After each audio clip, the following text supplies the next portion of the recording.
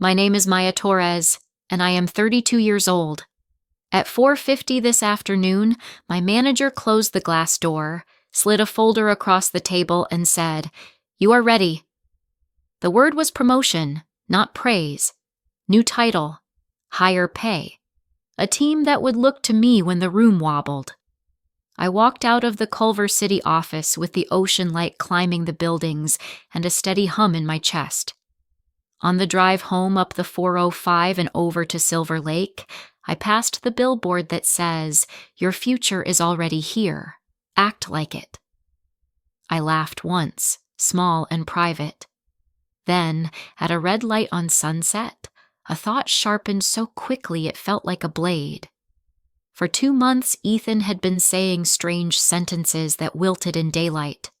Timing is everything. Security first. You will see how it all aligns. His phone calls went quiet when I entered a room. His mother, Ruth, had begun dropping by to check on you, and every visit left a cold edge on the table. So I chose a measuring stick. At 6 o'clock, I opened our front door and set my bag down in the entry. The bungalow smelled like eucalyptus and floor polish. Ethan stood by the kitchen island with a stack of mail and the look he wears when he wants me to ask permission to breathe. I said the sentence I had rehearsed at the red light. I was fired. For a heartbeat, he did not move. Then his face shifted, not to concern, but to a brightness I had never seen on him. He crossed the room and wrapped me in a hug that felt like a victory pose. "You are kidding," he said, but it was not a question. "Maya, this is perfect. This is the sign. You will not have to worry anymore. We can reset. We can sell the house now and move into something that makes sense for the plan." "What plan?" I asked. "The one I have been telling you about in pieces," he said, already reaching for his phone. "Stability first. I will loop in my mother tonight. She can move the paperwork fast. You rest. You do not need to push yourself now." He stepped into the hallway and spoke in a low tone. I heard, "She finally lost the job," and then, lower, "Yes, we can talk numbers." He returned with a sympathetic smile arranged over that earlier brightness. "Do not start dinner," he said. "We will order. You have had a day." I stood at the sink and watched dusk gather over the reservoir. The truth sat on my tongue like a coin. I had not told him about the promotion because I wanted to know who he was when he believed I was small. He had answered, "If true stories like this hold you, please subscribe and be among the first 1,000. In the next part, the earlier signs will line up, and I will hear the plan the way a blueprint becomes a wall." Ethan returned to the kitchen with takeout and an expression arranged for sympathy. He set chopsticks down like props. "Rest," he said. "I spoke with my mother. We will make this simple. You can step back from work for a while. We will move quickly on the house so there is no strain. After that, everything will feel lighter." "What does move quickly mean?" I asked. "List within 30 days, he said. "Mother knows an agent who can handle families like ours without drama."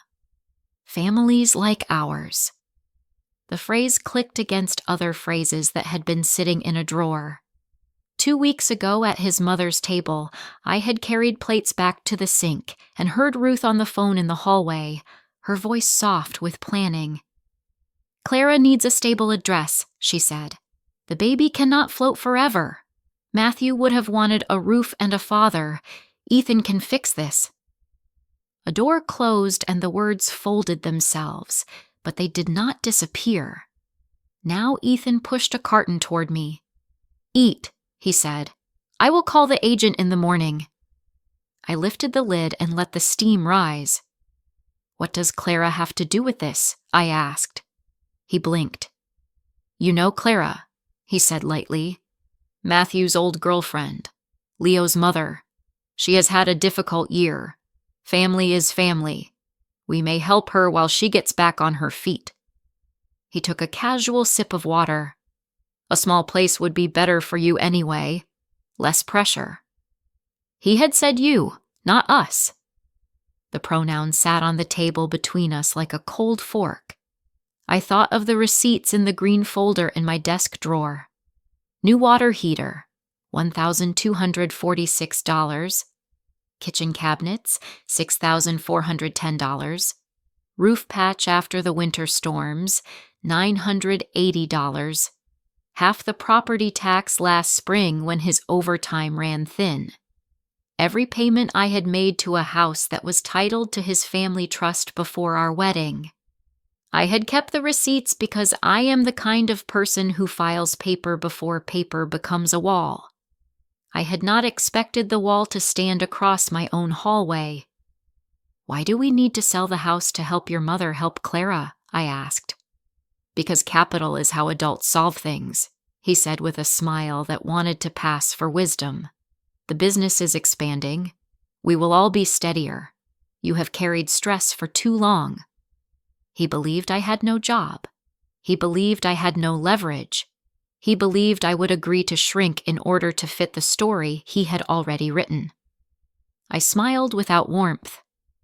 Let us talk in the morning, I said. I am tired. He relaxed. He thought tired meant persuadable. He cleared the cartons as if clearing a chessboard after an early win, and he texted someone with quick, bright thumbs. For the first time, I saw how close relief and triumph can look on a certain kind of face. When he went to bed, I washed the 2 plates and dried them until they squeaked. I wrote in my notebook, he did not misspeak. He revealed. Then I texted Elise Park, the only friend who knows how to hold a fact without shaking it. Lunch tomorrow. I need a second pair of eyes. She answered with a single word. Yes. I chose a document, not a scene. If true stories like this hold you, please subscribe and be among the first 1,000. In the next part, the drawer of old phrases will empty, and a door I did not know existed will open onto the truth about the replacement. At noon, I met Elise Park at a cafe on Vermont, where the windows hold the street the way a bowl holds light. She listened while I laid out the test at the door, Ethan's sudden brightness, and the plan that kept using words like stability and quick sale. I told her about the sentence I had heard at Ruth's house 2 weeks ago, the one that sat like a nail in the drawer. Clara needs a stable address. The baby cannot float. Matthew would have wanted a roof and a father. Ethan can fix this. Elise did not rush to react. She opened a small notebook and made 3 boxes. Title, receipts, timeline. First, we confirm the property title and how the trust is written, she said. Second, we scan every receipt and bank transfer that has your name on it. Third, we build a timeline that shows who paid what, when.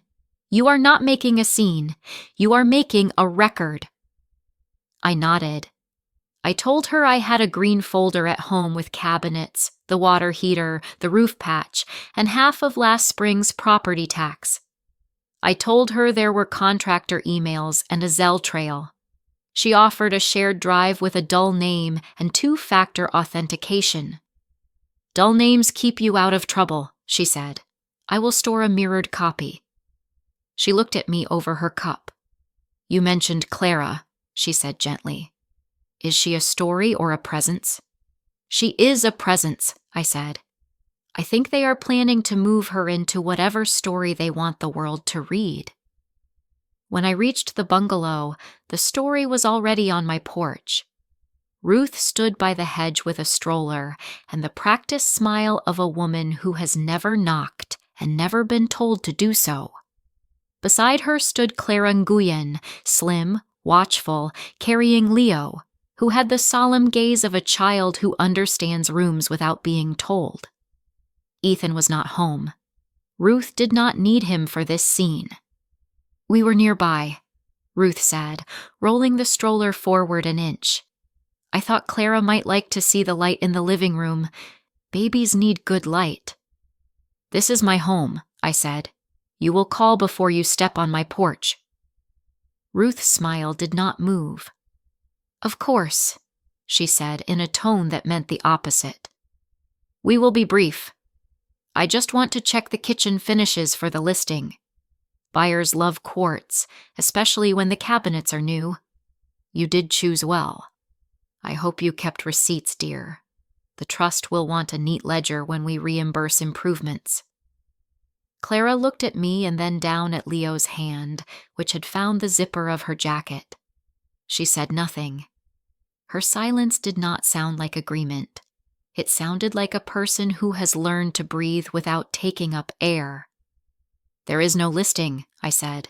"There will be no showing. You will not enter my home." Ruth tilted her head.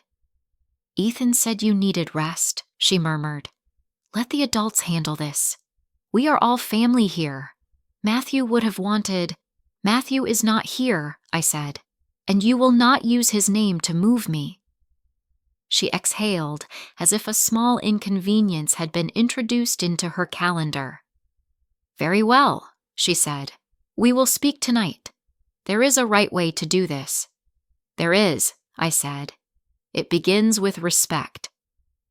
She turned the stroller with a sharp little motion. Clara whispered, "Thank you for your time," in a voice that sounded like a taut script. They left the sidewalk as if they owned it. Inside, I took the green folder from the drawer and spread the receipts on the table. Then I scanned every page and sent the files to Elise's dull folder with 2-factor clicks. I wrote one line in my notebook. "Replacement is not a theory. It is a name and a stroller. I chose a document, not a scene. If true stories like this hold you, please subscribe and be among the first 1,000. In the next part, I will pull the title records, see the trust with my own eyes, and decide when to speak to an attorney who prefers paper to speeches. In the morning, I took the Metro B line to the Red Purple Hub and a bus to Norwalk, because the county keeps its paper where a train will deliver anyone to it. The records office smelled like toner and old plastic. A clerk with a patient voice showed me a terminal and a list of fields to search. I typed our parcel number from a tax bill and pressed enter. The screen did not care about my pulse. A grant deed opened. Vesting read, "Cole Family Trust, recorded 2 years before our wedding." The trustee was Ruth's late husband, the successor trustee, Ethan Cole. I printed a copy, paid the small fee, and slid the paper into a folder whose hinge felt sturdier than my kitchen door. Permits appeared next. Water heater permit, closed. I smiled a small private smile. I had pulled it myself after the installer forgot, because paper that begins right does not trip you later. Roof patch. No permit required. Cabinet replacement. Minor. No permit. I printed the index anyway. I asked the clerk for a property profile and received a neat summary with dates and names that did not argue. Back outside, I sat on a low wall and texted Elise 3 words. "It is recorded." She replied, "Files ready." I walked to a nearby cafe, bought a tea, and spread my receipts in date order. Then I wrote a timeline in my notebook.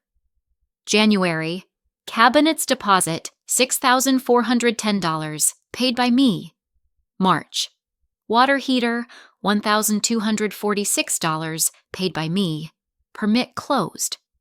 April, half property tax, paid from my account when Ethan's overtime thinned. May, roof patch after storms, $980, paid by me. I took photographs of each page and uploaded them to Elise's dull folder with 2-factor clicks. I added an email thread with the cabinet contractor in which the phrase "paid in full by Maya" appears twice without adjectives. I added a bank screenshot with the reference line "Cole Residence Improvements." The folder looked boring and unbreakable. Good. At noon, I called attorney Gabriela Mendez.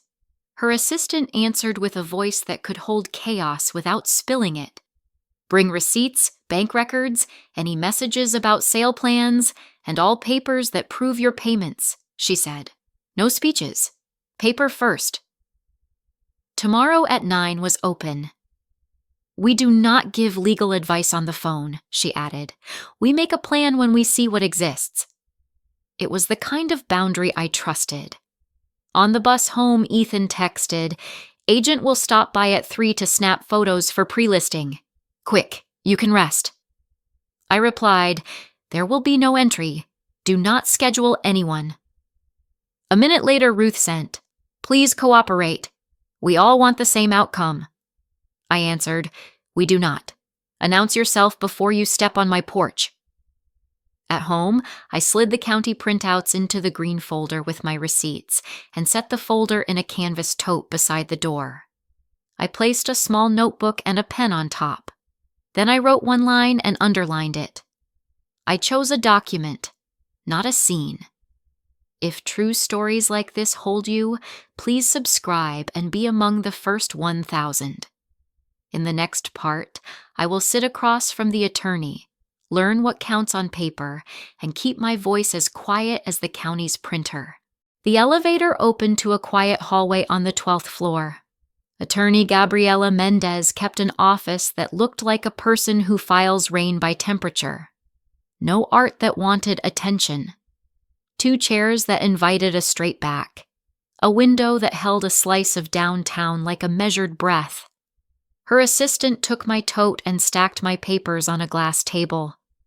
Gabriela entered with a legal pad and a pen that did not click. "Start with the facts you can prove," she said. "No adjectives." I named dates and amounts. Cabinets, $6,410, paid by me. Water heater, $1,246, permit closed, paid by me. Roof patch, $980, paid by me. Half property tax last spring, paid by me when Ethan's overtime thinned. I added that title sat in the Cole Family Trust, recorded before our wedding, with Ruth as prior trustee and Ethan as successor. Gabriela wrote 5 short lines. Title, trust. Possession, you live there. Contributions, documented. Sale pressure, texts and visits. Third party, Clara and child. She looked up. "This is not a community property house," she said. "It is a trust asset. But your contributions exist. Courts do not pay for adjectives. They pay for receipts, improvements, taxes, any principal reduction on a loan, if there is a loan.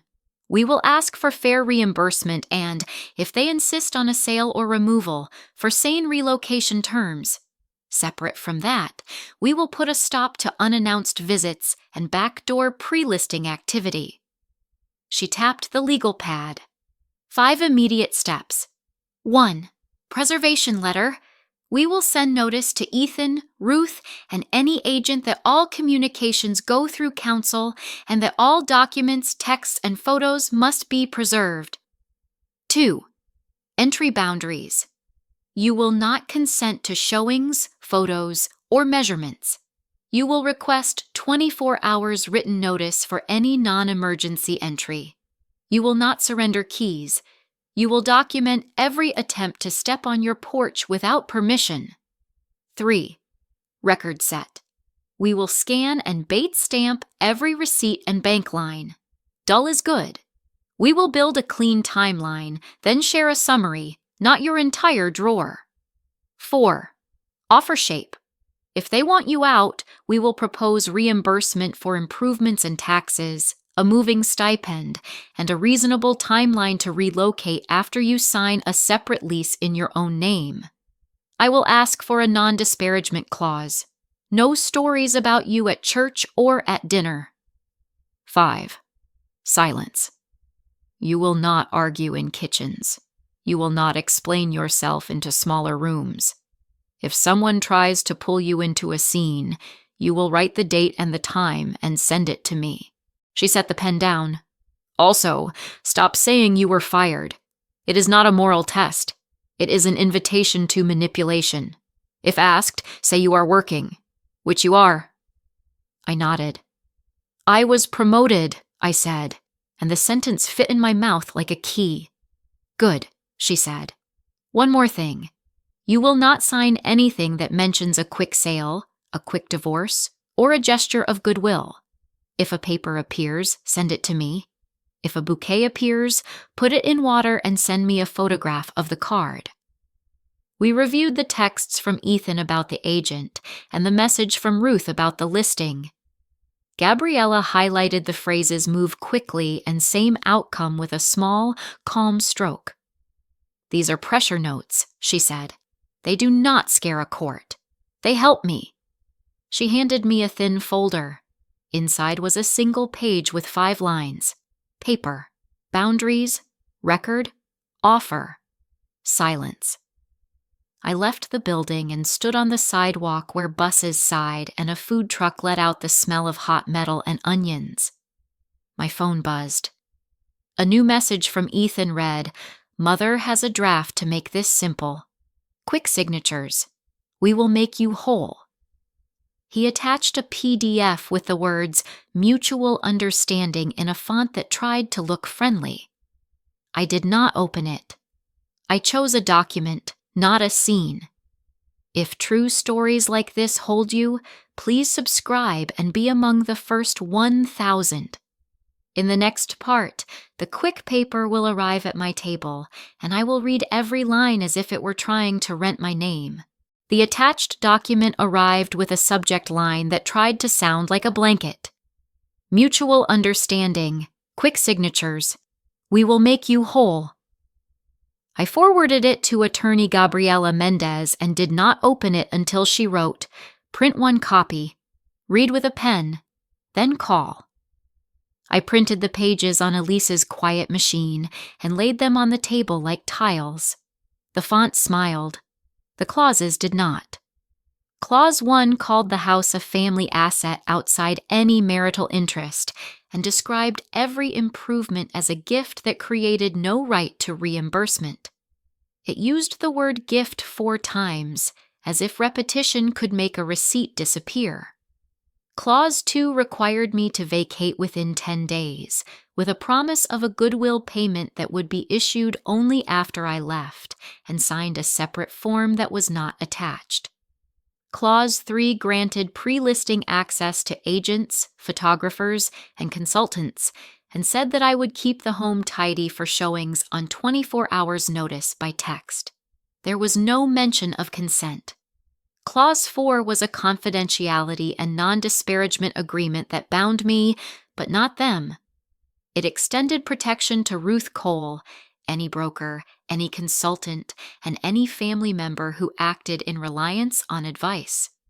The last phrase was a net thrown across a wide sea. Clause 5 made me represent that I was not currently employed and that I had no pending opportunity. A misrepresentation would shift attorney's fees to me. I set my pen down and breathed once. I called Gabriella and read the clauses out loud. She did not interrupt. When I finished, she said, "This paper is a wish list. It rents your name to their plan. You will not sign it. We will reply with a preservation letter and a firm note that all communications go through counsel. You will continue to document, and you will not argue with anyone who knocks." At 3 o'clock, a woman with a camera and a clipboard walked up my steps and lifted a hand toward the bell. I opened the door only as far as the chain would allow. "All communications go through counsel," I said. "There is no consent to entry." She blinked, slid a business card across the gap, and left without a speech. I photographed the card, wrote the time in my notebook, and emailed both to Gabriella. She replied, "Acknowledged. Notice sent." A minute later, Ethan texted, "You are overreacting. This hostility will not help you." I copied the text to the notebook, then sent a single line, "All communications go through counsel." Elise arrived with highlighters and a calm that belonged to people who respect paper. We tabbed my receipts and added a cover page that listed totals. Cabinets, $6,410. Water heater, $1,246. Roof patch, $980. half property tax, the number from my bank line. We named the folder House Contributions, Torres, because dull titles hold. When Elise left, the room felt quiet in the right way. I placed the smiling paper in a separate envelope and wrote one sentence on the flap. Do not sign wishes. I chose a document, not a scene. If true stories like this hold you, please subscribe and be among the first 1,000. In the next part, their simple offer will meet our counter built from receipts, a timeline, and a boundary that does not raise its voice. At 8:30, Attorney Gabriela Mendez emailed a copy of the preservation letter. The subject line did not smile. The body used short sentences that stood like posts in concrete. All communications through counsel. No showings, photos, or entry without written consent. Preserve all texts, emails, recordings, and drafts. Cease pressure to vacate.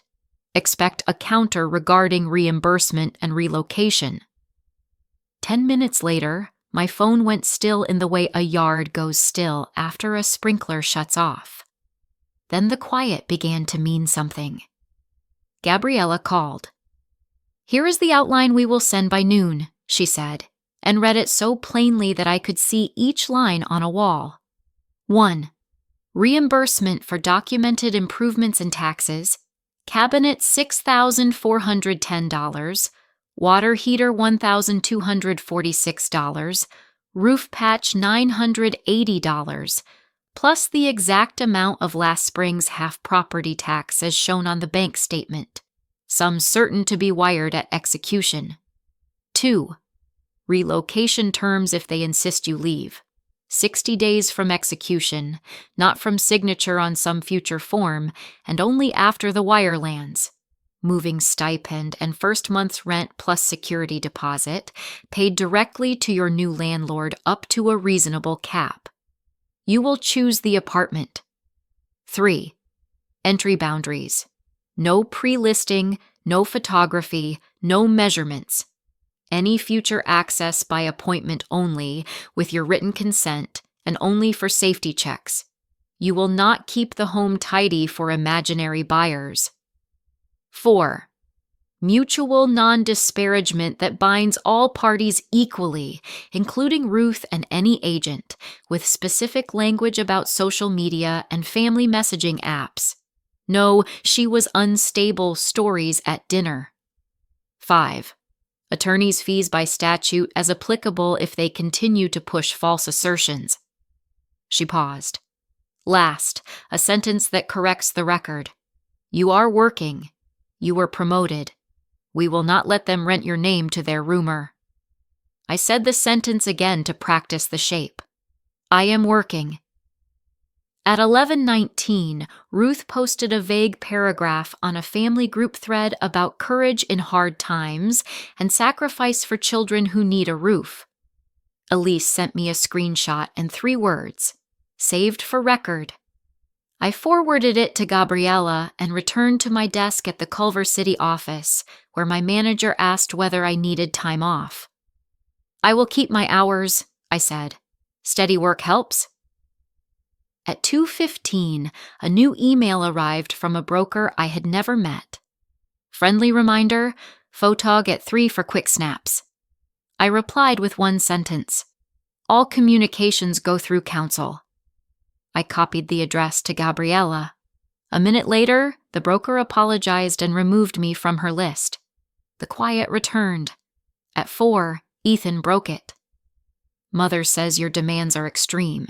If you fight us, there will be consequences. I copied the text to the notebook and did not answer.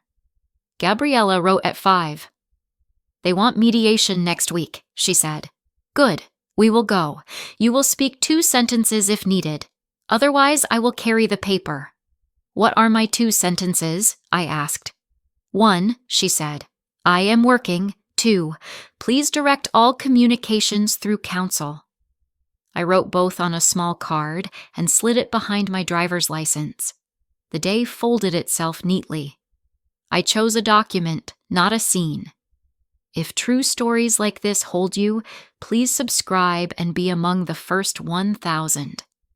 In the next part, mediation will place us at one table, and paper will do what speeches try and fail to do. The mediation office near the Stanley Mosque courthouse looked like a place built to keep storms outside. A long table, neutral chairs, a bowl of peppermints that had watched many versions of the same day. Attorney Gabriela Mendez set our thin binder on the table and placed one pen beside it. My 2 sentences sat on a card under my palm. I am working. Please direct all communications through counsel. The mediator, Harold Singh, entered with a notebook and a voice that did not invite drama. We will begin on paper, he said. Each side will state positions without adjectives. We will then see what is capable of moving. Ethan and Ruth sat opposite us with a broker whose smile had edges. Ruth's hands were folded on a leather folio. She looked like a person who believed the room should tilt toward her when she breathed. Gabriela spoke first. Title sits in the Cole Family Trust, she said. My client lives in the home. Her documented contributions are as follows. Cabinets, $6,410, water heater, $1,246 with a closed permit, roof patch, $980, last spring's half property tax, as shown by the attached bank line. She seeks reimbursement of those amounts at execution, a reasonable relocation package, and 60 days from execution to vacate. She also seeks mutual non-disparagement and an end to unannounced entries or pre-listing activity. Ruth replied with a small smile. Those were gifts, she said. Family life is built on gifts. We do not invoice loved ones. Gabriela slid a page forward. The contractor email states, paid in full by Maya twice, she said. The bank reference line reads, Cole Residence Improvements. Gifts do not usually carry memos. The mediator nodded and wrote 2 words. Receipts exist. Ethan tried a different door. We only want the home tidy for quick photos, he said. We can send a text. 24 hours is generous. No, Gabriela said. There will be no photos, no showings, and no entry without written consent. After my client vacates, you may list, stage, and photograph as you wish. Ruth opened the leather folio and produced the smiling document that had already tried to rent my name. Our offer is goodwill, she said. She vacates in 10 days and receives a payment after she signs a final form. Gabriela did not touch the paper. Rejected, she said. Our counter is on page 1 of our binder. Reimbursement of improvements and taxes wired at execution. Moving stipend and first month's rent plus security deposit paid directly to the new landlord up to a reasonable cap. 60 days from execution to vacate. Mutual non-disparagement binding all parties, including Ruth Cole and any agent or consultant.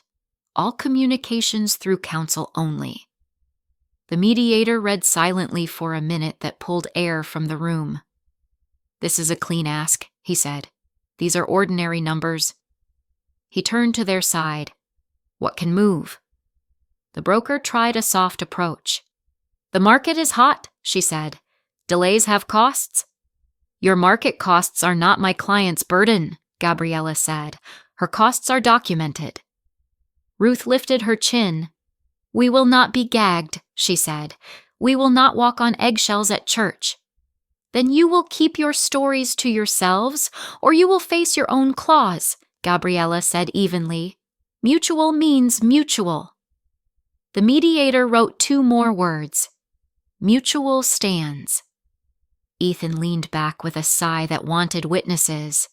Fine, he said, but we cannot wire everything at once. You can, Gabriela said. You simply do not wish to. We can accept a single wire for the reimbursement amounts within 5 business days, followed by a separate payment for the moving stipend to the landlord upon approval of the lease. The 60 days begin when the first wire lands, not before." The mediator looked at Ruth. She calculated something I could not see. Then she lifted one shoulder by a fraction. "We will need the exact property tax figure," she said without warmth. "It is on tab 3, Gabriella said. Harold gathered the pages and spoke as if he were describing a photograph. "Here is what I will write into a term sheet: reimbursement of documented amounts, moving stipend and first month's rent, plus security deposit paid to the new landlord up to the cap. 60 days from receipt of the reimbursement wire to vacate. No entry or imaging before vacancy. Mutual non-disparagement binding principals and agents. Communications through counsel." He paused. "No representations about employment status. That clause is improper. It is removed." Ruth's mouth made a small line. Ethan rubbed the edge of his temple. Paper sat between us. It did not blink. We signed the mediator's memorandum of understanding. It was not a victory song. It was a ledger that had found its numbers. Gabriella marked the calendar. "Wire due by next Friday," she said. "Lease search begins now. You will choose your place. Quietly." Outside, the Los Angeles air felt unremarkable and right. My 2 sentences remained in my pocket, but they had company now. The table had added a third. Paper holds. I chose a document, not a scene. If true stories like this hold you, please subscribe and be among the first 1,000. In the next part, the wire will land, the lease will take my name, and I will move keys from one ring to another without letting anyone borrow my breath. The mediator's memorandum lived in attorney Gabriela Mendez's thin binder for 5 very quiet days. Quiet had a sound. No unannounced knocks, no smiling PDFs, no quick photos. Only a bank notification on Friday at 10:12 a.m. that read, "Incoming wire received." Gabriella called first. "Funds landed," she said. "Reimbursement equals cabinets, water heater, roof patch, and the exact property tax figure from tab 3. I will email the breakdown.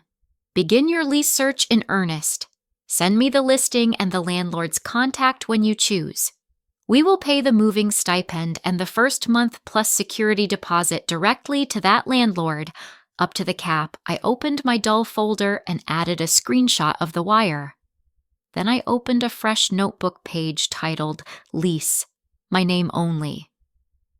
On Saturday, I walked the Los Angeles River path in Frogtown and toured a second-floor one-bedroom with light that fell across plain floors in a way that made breathing easy. No staged pillows, no nervous chandeliers. A small balcony held a view of trees that had learned to live between concrete and sky. The manager, Mr. Ortiz, wore a knit cap and spoke like a person who respects quiet. 12-month lease, he said. No short-term sublets. We like tenants who sleep at night. I like sleep, I said. I filled out the application in neat ink and included 3 pay stubs, a letter on company letterhead verifying my new title, and 2 references. I wrote lease in Maya Torres's name only on the line that asked for additional information. On Monday morning, Mr. Ortiz called. "You are approved," he said. "Move-in date is flexible." I forwarded his email to Gabriella. She replied, "Lease approved. Please share routing for the landlord payment.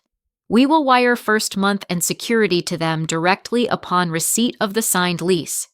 Your 60 days to vacate the Silver Lake house began the day the reimbursement wire landed." I signed the lease at a metal table under the balcony and shook Mr. Ortiz's hand. He slid 2 keys across the table and a small fob for the gate. The keys landed in my palm with a weight that did not ask me to shrink. I photographed them for the dull folder, Not because keys need proof, but because proof helps me sleep. At home, I packed with labels that did not apologize. Desk, books, kitchen, clothes, documents. I kept the green improvement folder at the top of a box labeled House, Paper. I hired movers and sent their contract to Gabriella so that the stipend could be paid by invoice rather than by promise. She handled it without ceremony. Midweek, Ruth tested the boundary with a group text inviting close friends and family to a farewell brunch in the yard to honor a graceful transition. Elise sent me a screenshot and 3 words, saved for record. Gabriella wrote, "Decline. Do not attend. Non-disparagement means no public scenes." I replied to Ruth with 2 sentences. "I am working. Please direct all communications through counsel." On move day, the broker stood across the street and pretended to study a hedge. I did not look at her. The movers carried my labeled boxes down the path one by one, like sentences leaving a paragraph that never belonged to them. I wiped the counters, photographed the empty rooms for my own record, and placed a small note on the kitchen island for Ethan. Keys will be returned through counsel. Please respect the non-disparagement clause. At dusk, I unlocked the Frogtown apartment and set the first box on the floor. The room accepted me without questions. From the balcony, I watched cyclists move along the river path and felt the city breathe in a way that included me. I set the keys on the counter, called Gabriella to confirm delivery of the landlord wire, and sent my parents a text with 3 true things. I moved. I am safe. I am eating food that I cooked. I chose a document, not a scene. If true stories like this hold you, please subscribe and be among the first 1,000. In the next part, the last loose threads will try to pull, and I will learn how to keep a boundary without holding a grudge. 2 mornings after the move, the apartment woke slowly. Sunlight crossed the plain floor and paused on a line of books as if choosing a page. I brewed coffee, stood on the small balcony, and watched a cyclist ride the river path with a backpack that did not swing. The quiet felt earned. At 9:12, Elise sent a screenshot from a neighborhood forum where Ruth often plants stories. The post read, "Sometimes a woman cannot handle real life. Pray for families who must make hard choices for innocent children." There was no name, only a shape that pointed at me with clean fingers. I forwarded the screenshot to attorney Gabriela Mendez with the subject "Possible Breach." She replied 4 minutes later, "Notice of breach going out. Demand to cure. Future violations will trigger the clause we negotiated. Continue to document. Do not engage." At 11, a text arrived from Ethan that tried to sound like mercy. "Mother is emotional. Please do not make this harder than it has to be." I copied the text into my notebook and sent a single line. "Please direct all communications through counsel." In the afternoon, I bought nails and a small hammer. I hung 2 framed photographs, one of my grandmother at a picnic table holding a paper cup like a secret, and one of the Santa Fe Depot in watercolor that Ms. Alvarez had once tucked into a library card. Objects took their places. The room learned my name. At 4, Gabriella called. "Breach notice delivered," she said. "If there is a second incident, we will seek an order and attorney's fees under the mutual clause. Keys were received by their counsel at 2:20. You are done with that door." I thanked her. She said, "Stay plain. Stay boring. Boring wins." At dusk, someone knocked, light and quick. I checked the peephole and saw Clara Nguyen alone, without Ruth, without a stroller. I opened the door on the chain. She looked smaller without the script. "I wanted to say thank you," she said, "for the porch that day. You did not let us in. That was right. I did not understand everything I was standing in. I understand more now. I wish you steadiness, I said. I cannot be part of your plan. That includes advice. Here is one sentence for the road. Boundaries protect children too. She nodded. I will remember, she said, and left without asking for anything I would have to refuse. That night I cooked rice and greens in a pan that used to live in a house that asked me to shrink.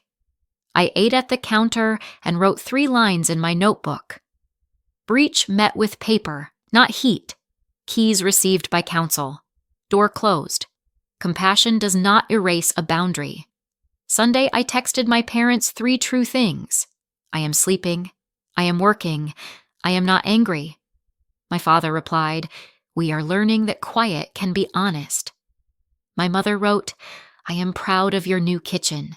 Send a photo of the window when the light is soft. I chose a document, not a scene. If true stories like this hold you, please subscribe and be among the first 1,000. In the next part, the last rumor will try to lift its head, work will bring a steadier title, and I will learn to keep my door open to air without leaving it unlocked. The next week I learned the particular weight of keys that are only mine. I hung a small plant in the kitchen window and watched the morning find it. The room accepted the addition without asking me to explain it. Air moved. Nothing rattled. At 10, my manager called me into a glass room and slid a simple card across the table. Senior Project Lead. Same steady team, wider lane, formal title. You have already been doing the work, she said.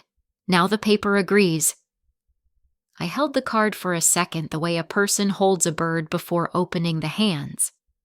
At noon, Elise texted a new screenshot, this time from a private social thread that likes to behave like a back fence.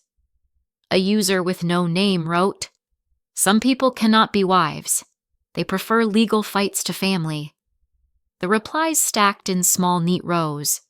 Elise added 2 words, saved, pattern. I forwarded the image to attorney Gabriela Mendez with the subject second breach. She replied in 5 minutes. Demand to cure already sent. Next step is enforcement with fees. Do not enter the thread. Keep breathing. At 3, Ethan sent a message that tasted like smoke.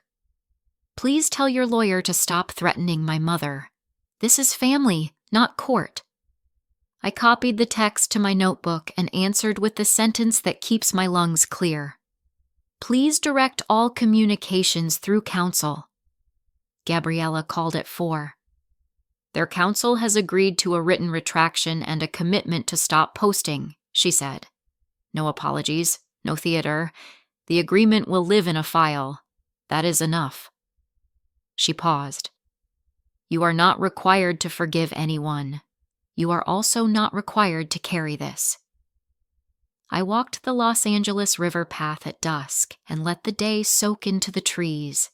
A neighbor from down the hall, Mrs. Santos, watered plants on her balcony with a small tin can and a careful wrist. She waved and said, "The wind is good today." It was. I leaned on the rail and let the air move across my face. I did not close the sliding door when I went inside. I left it open 1 foot, the way a person leaves a promise to herself open. After dinner, I opened a box labeled books and placed 3 on the shelf. A cookbook that belonged to my grandmother, a slim volume of essays that tells the truth without heat, a pocket guide to Los Angeles trees. I set my senior project lead card between 2 pages of the essays the way a child might press a leaf. Sunday, I sent my parents 3 true things. I received a steadier title. I am cooking for myself and neighbors. I feel quiet and not small. My father replied, "Good. Maintain your hours." My mother wrote, "Send a photo of the plant in the window." Before bed, I stood in the doorway and measured the space between frame and sliding glass. It looked like air that had been taught manners. I wrote 3 lines in my notebook. Rumor without oxygen cannot burn. Paper caught the spark and closed a door. I keep the window open and the lock engaged. I chose a document, not a scene. If true stories like this hold you, please subscribe and be among the first 1,000. In the final part, I will close the last loose file, meet a voice that speaks plain, and write the sentence that lets me keep the door open to air. On Tuesday, attorney Gabriela Mendez called with the voice of a person who files thunder and then labels the shelf. "We are finished," she said. "The reimbursement stands. The landlord payments cleared. The non-disparagement agreement is fully executed. Their counsel delivered a written retraction that will live in a drawer. There will be no farewell brunch, no speeches at church, no tidy legends. If anything stirs, send it to me. Otherwise, close the file." I walked to the river path and let that phrase sit in my chest. Close the file. Elise texted a single check mark and a photograph of my dull folder with its tabs in order. I replied with 3 words. Paper held, thank you. The apartment learned more of me. I bought a small rug the color of low sunlight and set it beneath the table. I placed my grandmother's cookbook on the counter and left it open to a page that stains easily. I framed Gabriela's 5 lines on a card and pinned it inside the hall closet. Paper, boundaries, record, offer, silence. It looked like a spine. On Saturday, I joined a river cleanup that meets near the bridge. A volunteer in a faded hat handed me gloves and a bright bag. "One bag at a time," he said in a voice that carried no need to prove anything. His name tag read Jonah Kim. We gathered cans, a tire that had lost its purpose, and a long coil of neon wire that had pretended to be a vine. When the work paused, he poured coffee from a dented thermos. "There is a satisfaction in carrying weight that is not a secret," he said. I nodded. We spoke about places where water hides and about the best shoes for mud. He did not ask about my life. I did not offer it. When the cleanup ended, he said, "Next month, same place." And I heard a sentence that did not try to rent my name. Sunday, I sent my parents 3 true things.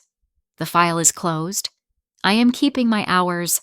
I am cooking for neighbors. My father replied, "Good. Keep receipts." My mother wrote, "I found your old pie plate. I will bring it when we visit on the date we chose. No surprises. A promise kept its shape." That evening, a message arrived from Clara and Nguyen. "We found a small apartment near a park. Thank you for the sentence about boundaries. I am repeating it." I wished her steadiness and put the phone down. Compassion does not erase a boundary. It holds it steady when wind rises. Before bed, I slid the balcony door open 1 foot and locked it in place. Air moved through the room without asking for more than it was given. I wrote my last 3 lines. I did not win by winning. I won by refusing to perform. Boring paper saved me from loud theater. I keep the door open to air and the lock engaged. I chose a document, not a scene. If true stories like this hold you, please subscribe and be among the first 1,000. Tell me one small boundary that made your life steadier, and I will read every word.